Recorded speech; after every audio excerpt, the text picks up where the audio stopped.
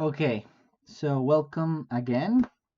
This is the fourth and last part of the second term review that we are carrying out right now.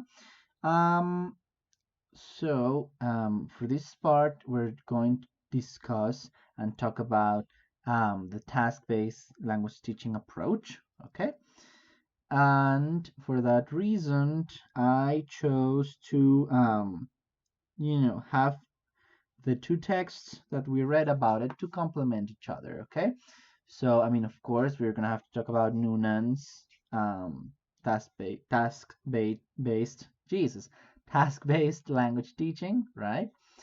And some of I'm going to take some definitions from the article by Rodríguez-Bonces and Rodríguez-Bonces. Okay, and so I kind of tried to color code it, right? So like whatever is from Nunan, it's going to be in that like uh, dark green, and whatever is from the other article is going to be presented in purple. Okay, so that we can have that dialogue between those texts. Okay, so we have the elements surrounding a task. Okay, and so for carrying out a task-based language learning situation, we need to have clear goals, um, some input, clear procedures. We need to understand the teacher's role as well as the learner's role, um, and the settings. Uh, the settings are the characteristics of where the um, situation is taking place. Okay. Um, a very interesting definition that we have about tasks is that they are goal-oriented activities and meaning-centered. Okay, tasks are designed to facilitate students' participation in meaningful activities. Okay, that pretty much sums up a lot of the theory. Um, in both texts, I mean, we have that.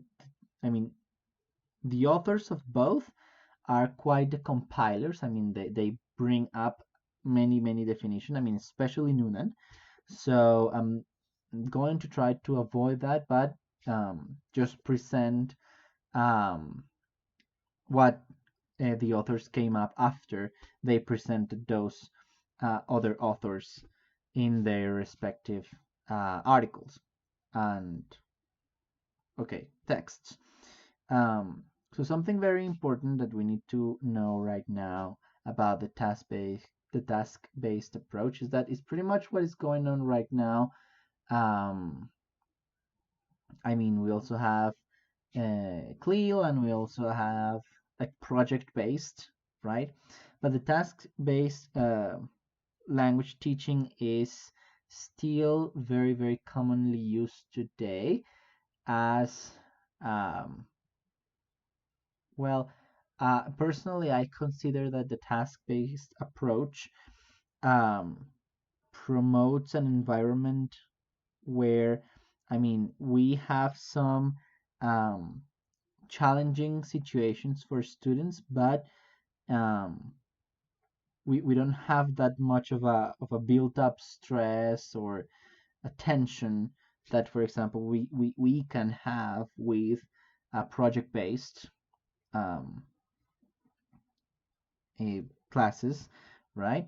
Um, so it's something very valuable for teachers um, to do and carry out. Always having the main concepts um, in mind, right?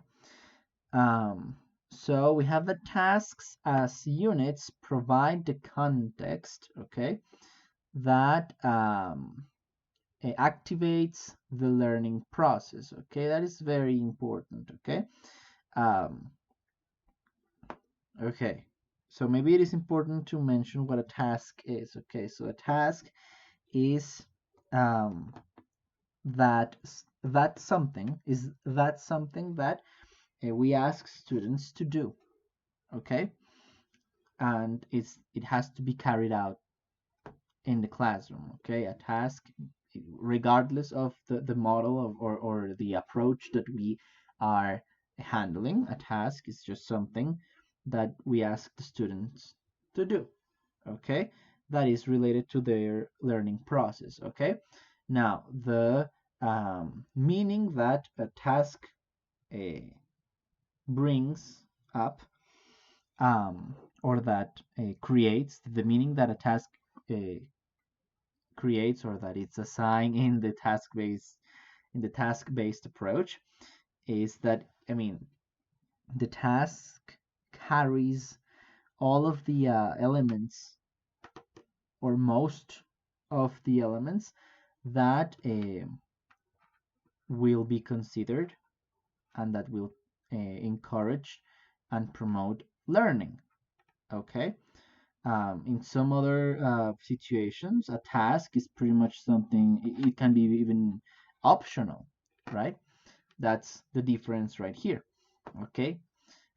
So first of all, we need to talk about the goals, okay, and how it is important for us to have goals within the task, okay? Because goals link tasks with the curriculum, right? I can just set up a task. The task in my class of, I'll give you an example. In my English 2 class is that students need to create a recipe, for example, right?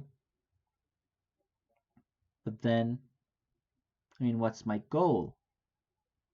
Okay, um, because if I don't have a goal, how is that assignment related to the curriculum at all?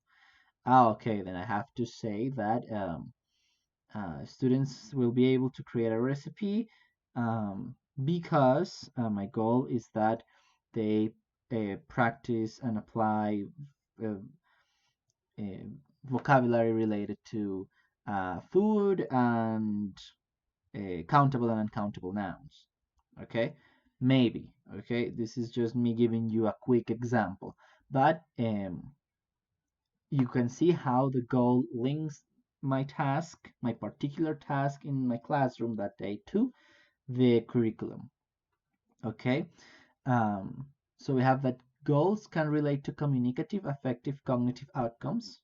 Okay, they can also describe the teacher's or student's behavior, or have a sociocultural, process-oriented, or other kind of perspective in mind. Okay, in my example, um, it has a very strong, like, process-oriented um, characteristic, for example, right?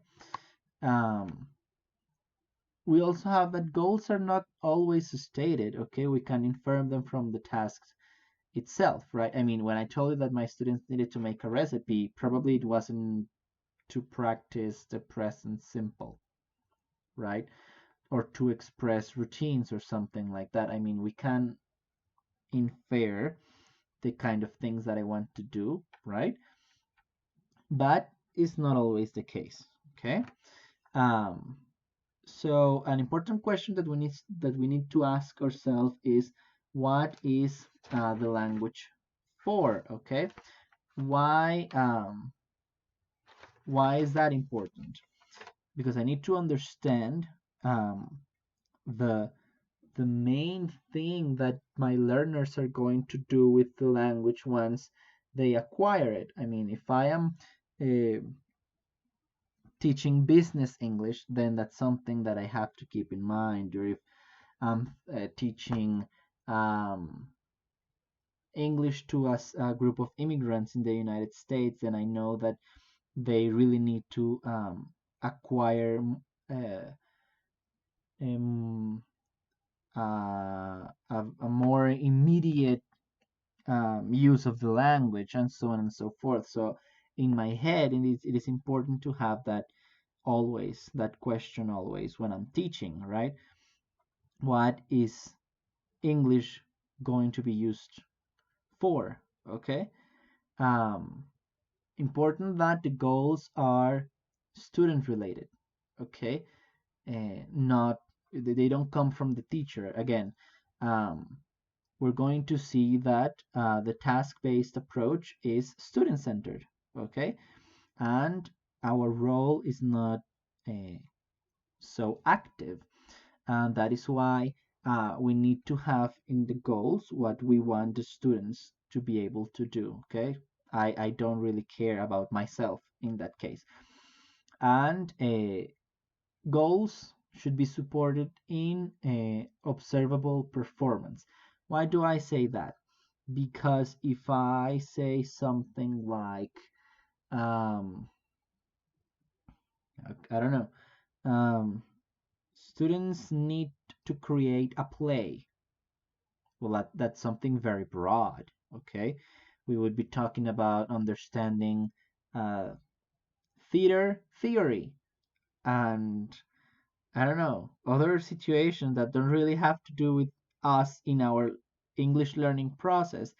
So we really need to be able to measure the performance in a way, in a controlled way. So I would have to rephrase like um, maybe like students will be able to perform um,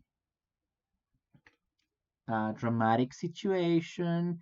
Uh, and okay, I can start building it up from there. But then that's me just like, setting it in the ground.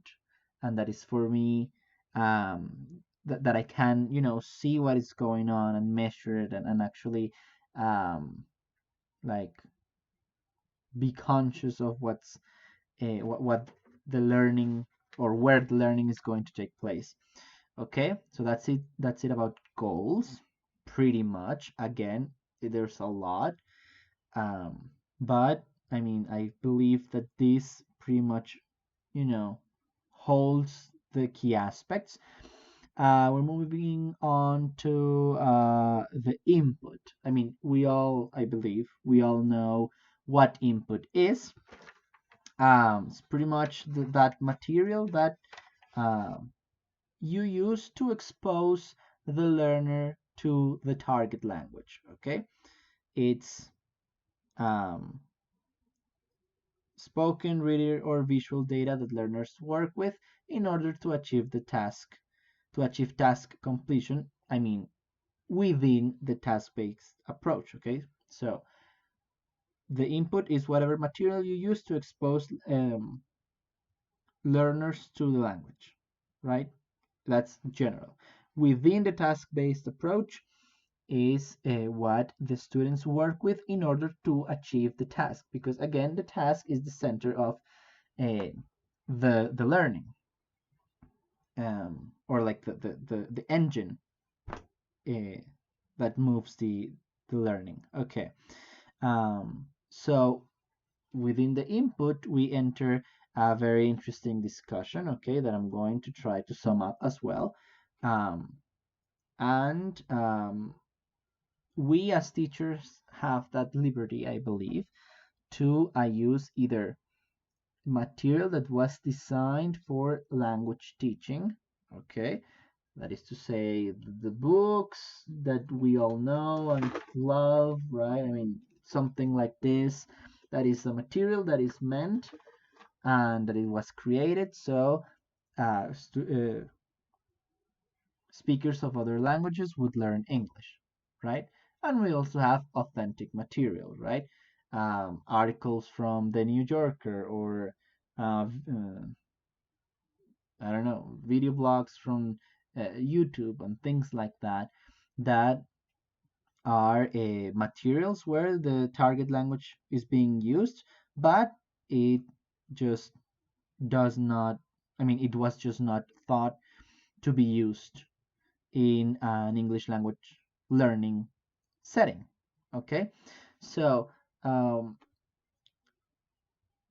Nunan, especially, he goes through most of them, but then at the end he says, I mean, it's okay to use both.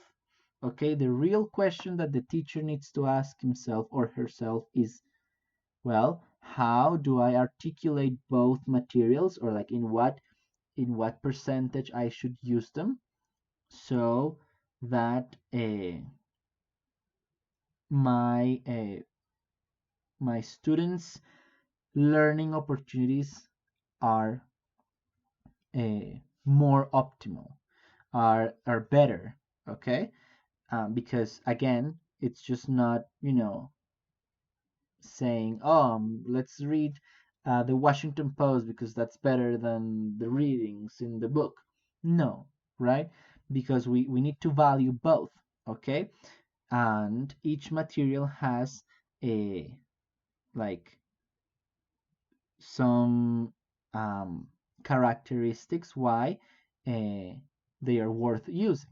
So in the case of the language teaching design material, that is to say the material that was meant to be used in language learning, language teaching and learning, um, it is designed so that a lot of the aspects of the language are evident to the learners.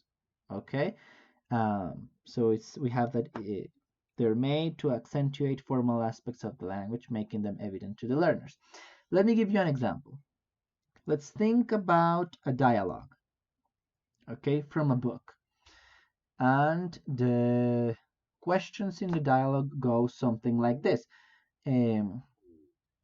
You ate my sandwich, didn't you?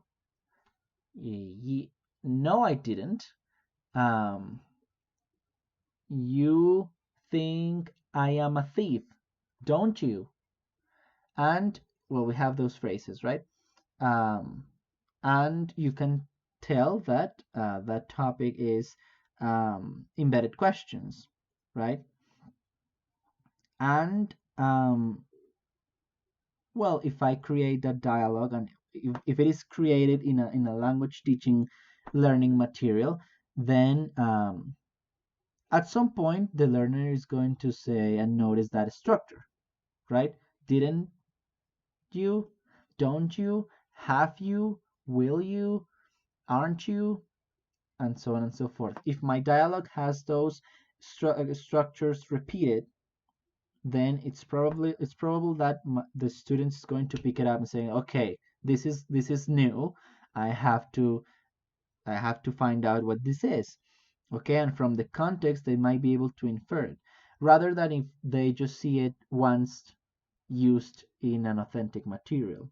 Okay, so like we have a lot of things that can be accentuated or that are accentuated in this kind of material: pronunciation, intonation, I don't know, specific sounds of the language. And I mean, here we can just break it into like not necessarily listening, but also reading, like the way sentences are um, arranged in text, and like connectors, and like, I mean, this goes, um, it's very, very broad, okay, very, very wide. Um, but we coming back to my example, so input material is simplified, okay. Um, the learners process uh, language easier, okay.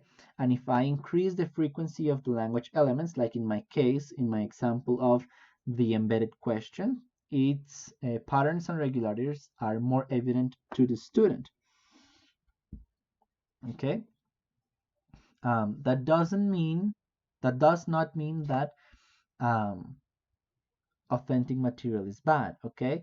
um, in that case, uh, in my imaginary example of the embedded question dialogue that was created in a book and that I am using it, I can also think of a song that has that, okay? That at the end of each stanza, it has don't you, do you, and it might be a possibility to use it in the classroom as well. See, like the idea is that I can, find the balance and see how I can use both. Why is authentic material important as well? Well, language teaching design material doesn't, like, alone, it doesn't um, prepare you for the real world. Okay, and using authentic material is another type of exposure that I put my student to. Okay, they see what like what they need to aim to learn and be proficient in while using authentic material. Okay, that is why both are so important, and that's why it is a key to find that balance between them. Okay. Now let's move on to the procedures. Okay, the procedures are just the step by step of what the student needs to do. Okay, I posed the question right here. What's the learner going to do starting with the input? I mean, we talked about the input. Now what? Okay, something that was interesting about that. I mean, we can think about the procedures as well. I mean, within a lesson plan, I would state the procedures. Okay, so students, I don't know, read the text and then they continue with doing writing an email to a friend, whatever. Okay, I mean, here I can just make up examples. But what was interesting from Nunan's perspective was that, I mean, we are quite worried about um, using authentic material as input. And then he says, well, then how can we foster like procedural authenticity? What is that? To be authentic when following the procedure is something very hard. Okay, um, a lot of tasks that you assigned in a classroom um, can have students preparing and even over preparing the task in a way that the task completion um, might not guarantee the learning objective. Okay, so um, we can have three like options to measure or to foster procedural authenticity. The first one, and that I believe is quite intuitive, is the level of rehearsal. Okay, if I give my students 10 seconds to create a dialogue in which they talk about the places they have been, and at the end they're gonna have to come to the board and present the dialogue. Well, they're gonna have time to rehearse it. Okay, um they are not quite, just using the language as the mean. Okay, like I want to be really clear about this. When a task is rehearsed, um, students um, become conscious of the language use and the language objective. Um, when we want to be a procedural authentic, that doesn't really happen, or that doesn't really should happen. There should be an organic way to discover the use of the language after or while the task is being completed. Um, so what if I gather my whole group in a classroom and I write the word ajiaco on the board, and I ask them, okay, we are making an ajiaco for the whole class. What do I need to do it? What do I need to make it? So I'm kind of fostering and like putting the students in a place in which they won't have enough time to rehearse what they're going to say. They're just going to start coming up with expressions and vocabulary um, using countable and uncountable nouns, and they're going to start picking up on the structures necessary, right? Some of them are going to correct each other and so on and so forth. And in there, I am being very, very passive. They are doing the activity and without rehearsal, okay? The other two that we have are skill getting or skill using. So skill getting is more um, like grammar acquisition or phonetical comprehension, okay? And skill using is just like, meaning, like a purpose, right? Um, I don't know, writing an email to your boss. So in there, I'm skill using to have a medium high registry, um, and like I am fostering a situation in which students start learning the different like Englishes that they would have to use depending on the person they're writing to. Okay, so we personally, I think we should, lean on skill using more than skill getting. Okay, and then we have accuracy and fluency.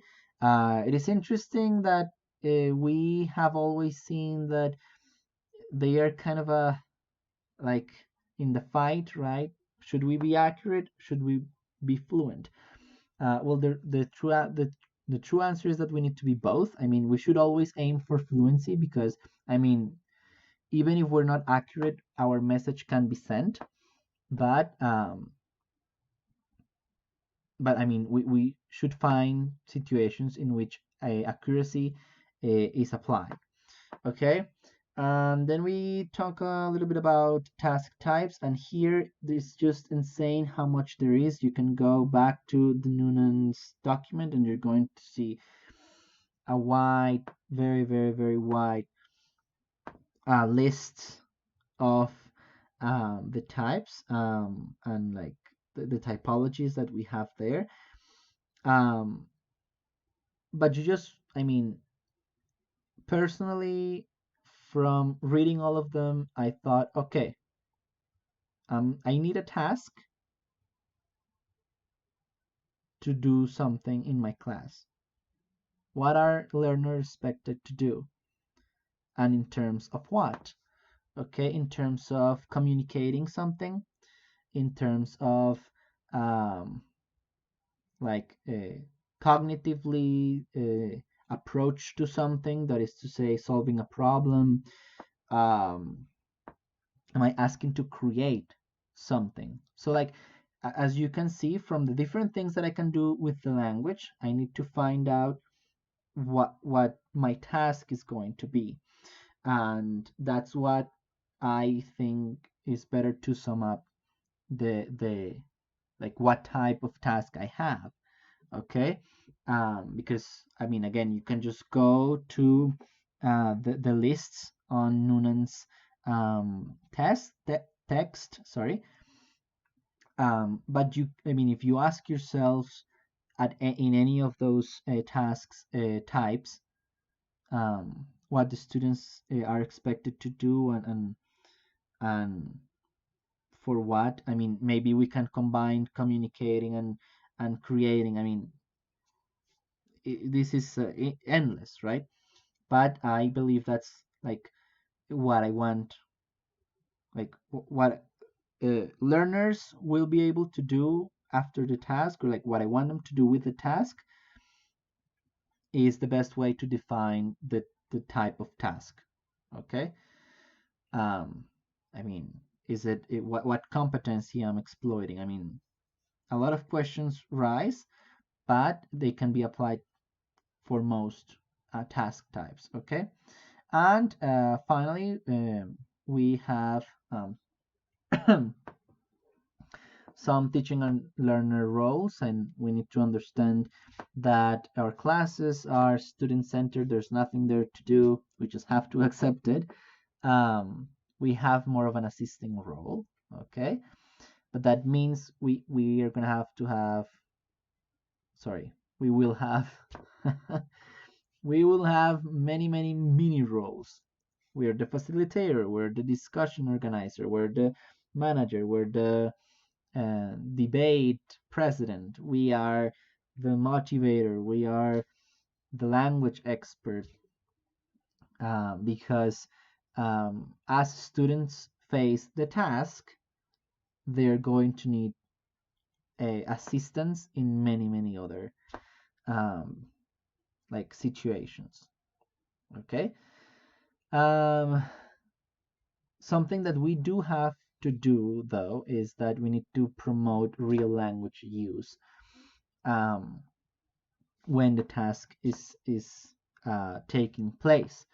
And on the other hand, learners, again, I already said that they have an active role. Okay. Um, the idea there is that I am indirectly responsible for their learning. They are immediately responsible for it as they engage with the task. Okay. Um, I mean, a good example of that is when you get to the university, right? Your professors, your teachers tell you, I mean, I'm not going to learn for you. You're the one who has to do it. Um, so like the level of commitment that the student's going to have towards the task and makes them responsible for their own learning, and they are the ones who take the risks. Okay. um, and then so learners are free, okay, to use content and linguistic forms uh, in order to complete and fulfill the task, but we are the ones who give those options. Like, think of a classroom of English learners with um, slightly different levels. So let's say that some of them know and use some tenses more than others. Maybe in the risk taking part, a student uses a structure that we haven't used, right? So we really, in that case, we intervene to say, to restate the that phrase. Let's say it was in present perfect, um, and we restate it in the tenses that we have studied. Okay.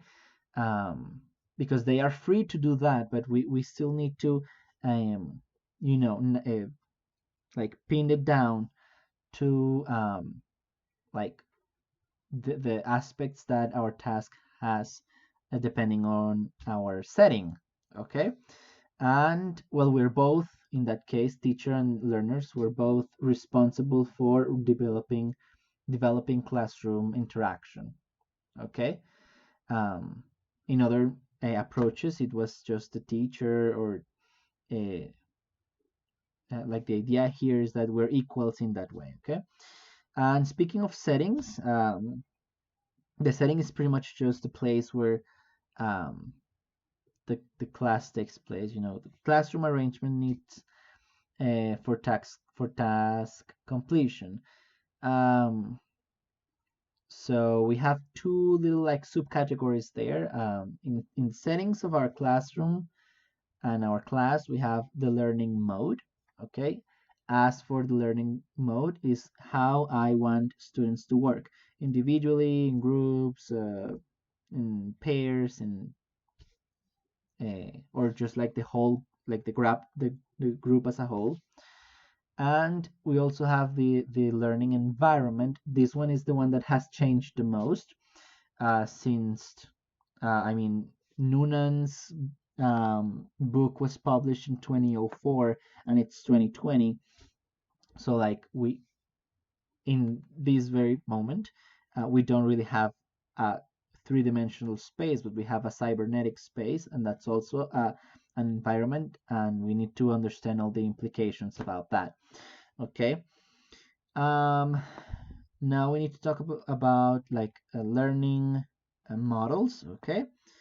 Um, like learning models within task-based learning.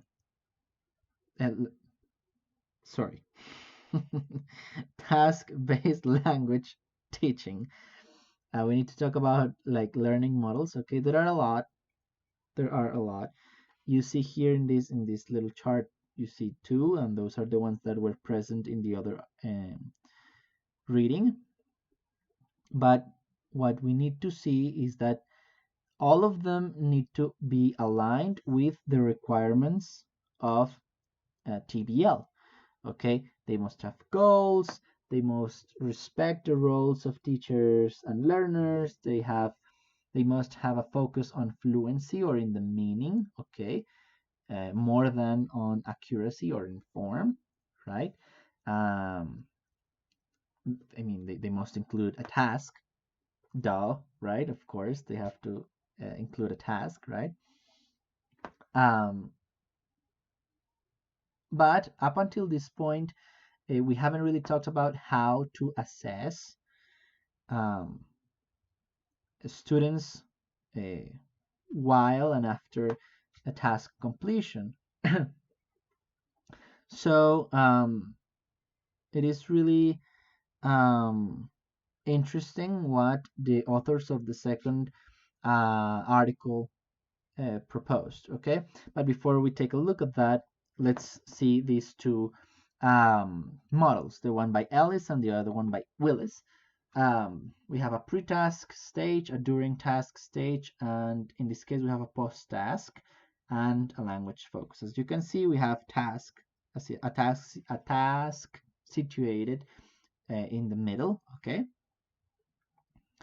and we have a moment, normally the first moment, in which um, we prepare students for the task, okay. They need some tools to work and to grasp and to face the challenge of the task that is coming. Then we can play a little bit with what comes after, okay, but elements are pretty close together, okay. um, but like what we do with um, what do we do with assessment, okay. So they propose that we should have a criteria, like a rubric, right, in which we can like evaluate how good the language use was, and like if the task was completed or not, or how like what percentage of completion it has, okay. They propose three different kind of assessments: a formal one, that is the one that I was talking to you about; an informal one, that is more of a personalized, kind of like face-to-face, one-on-one um, assessment; and uh, they propose a very interesting one, that is that individual self-assessment. We haven't really talked about the possibility of students, I mean, so far, we haven't talked about the possibility of students self-evaluating their learning, which is just an extension of how student-centered TBL is and should be. Okay, and okay, to finish, I know I have been running, but you know, the idea is that we can just pin down things and like compartmentalize um, the key aspects of uh, the things we've studied during the second term. Okay, so we're going to talk about how to create a TBLT lesson, okay, or what elements it should have. Okay, um, it is an approach where tasks are the main unit for planning and for instruction. Okay, so we really need to have at least one task as the center of our lesson, okay. One task can be composed of mini tasks, okay. I mean, here's where we play with it. We can have different groups. We can have one big task for the whole group and then little tasks for like subgroups within the whole group. I mean, this is where our creativity comes along, but I mean, the key aspect is that we need to have tasks, right? Hopefully communicative, hopefully meaning, in terms of meaning, okay? I'm putting it right here. We need to have meaning prioritized, okay? Um, Important that we have goals and objectives stated in terms of language use, not linguistic form. So at the very beginning, I may have stated my goals um, not as um, language use like, right, as I should have. But that's the idea, that we can start restating our goals and objectives. So I remember I said something like they could use countable and uncountable nouns. That's more of a linguistic form, right? So I can just say students will be able to express and understand how to measure things, feelings. I mean, this is where we need to state things from a language perspective. Okay, that's not a difficult part. Now, something also very important is that the relevance of topics is not necessarily a unilateral decision. Like, mm, how can I say that? Like, students have a saying, like within the nature of the task, right? That is student or learner oriented. They have the chance to um, to play with what topics are going to be used. Okay, I mean, in this case, I mean the particular characteristic of each student adds something up to the dynamic of the task completion. So like in our role of monitoring and facilitating things, we can also like perceive when some other topics are popping up and how they can be integrated within the task and within the language use. Okay, so it's just not me saying, okay, you need to do this and that, but when other things pop up from the student's exercise, I should be able to um, incorporate it to the class dynamic at the moment. Okay, and well, finally, as I was saying, meaning focus is prioritized. Language or form can be included in the lesson, but okay, so important. I want you to please have that correlation, that meaning is closely related to fluency and form is closely related to accuracy, right? So as we want students to be able to communicate themselves and to express themselves, we have meaning first, right?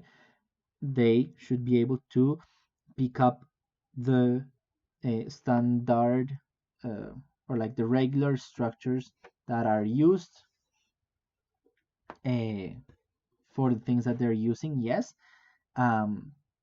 but something that is encouraged in TBLT is that students should be able to come up with that.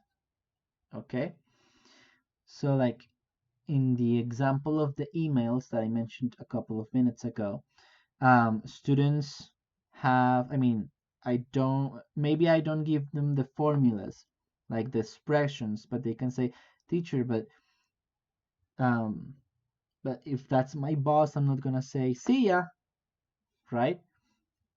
Like when that happens, that's when we have a language focus because it is initiated by the student. Okay. Um, another thing completely different, and within that example might be that I don't know. I can well introduce a very specific structure, grammatical structure that I want students to include there, and that's me initiating that part. Okay, but this one, um, language focus is a more, you know, it's encouraged more. So let me just put a little check here. Okay, so I mean that'd be it for now. Okay, let me know if you have any questions. Um, I want to believe that we were able to sum up the key aspects and the main characteristics of the materials that we have worked with, um, and that you're going to be able to apply some of them to